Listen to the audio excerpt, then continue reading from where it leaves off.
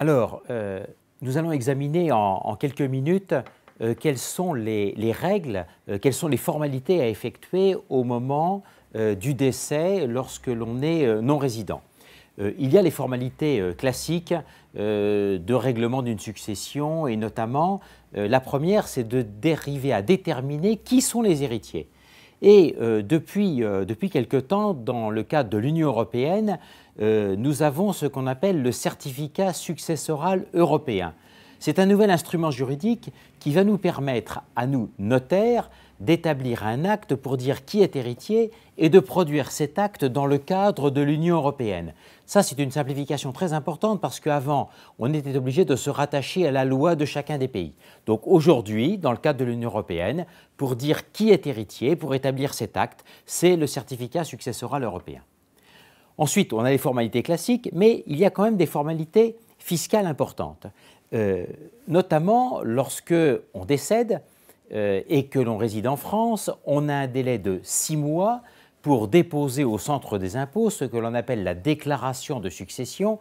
C'est tout simplement la photographie fiscale du patrimoine du défunt. 6 mois, c'est très rapide. Lorsque un non-résident décède, il y a un centre des impôts qui est spécialisé, qui est dans la région parisienne, et là, dans ce cas, le délai est repoussé à 1 an. Si l'on dépasse, c'est un petit peu la catastrophe parce que ça va très vite. Lorsque le délai d'1 an est dépassé, il y a des intérêts de retard, et puis après, au bout de quelques mois, il y a des pénalités de retard, il y a des indemnités, des amendes qui peuvent être extrêmement importantes, qui peuvent aller jusqu'à 40, voire 80% du montant de l'actif de la succession.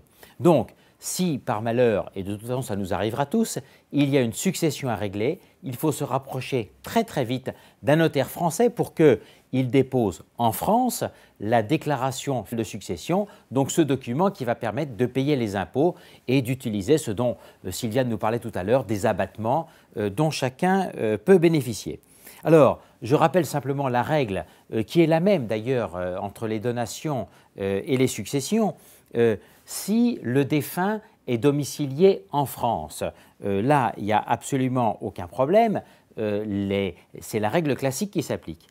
Par contre, si le défunt est domicilié à l'étranger, le défunt est non-résident, et que les héritiers demeurent en France, eh bien l'impôt sera dû par les héritiers, non seulement sur le patrimoine qui existe en France, mais sur le patrimoine mondial, c'est-à-dire sur le patrimoine que le défunt pouvait posséder à l'étranger. Ceci, bien sûr, lorsqu'il n'y a pas de convention bilatérale pour éviter la double imposition.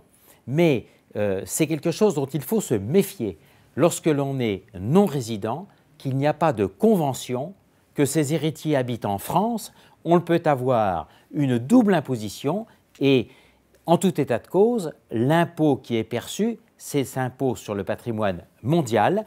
Donc, s'expatrier ayant des enfants en France ou des héritiers en France et penser que l'on va échapper à l'impôt sur les successions, je crois que c'est une fausse bonne idée.